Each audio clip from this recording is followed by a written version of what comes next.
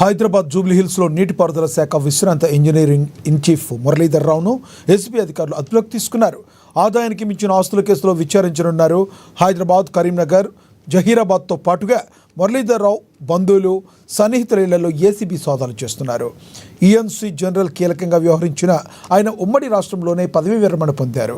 ఆ తర్వాత మురళీధర్ రావు పదవీ కాలాన్ని 13 ఏళ్ల పాటు పొడిగించారు. కాంగ్రెస్ ప్రభుత్వం వచ్చిన తర్వాత కూడా కొన్నాళ్లు ఆయన పదవిలో ఉన్నారు. మేడిగడ్డపై విజిలెన్స్ నివేదిక తర్వాత మురళీధర్ రావును ప్రభుత్వం తొలగించింది.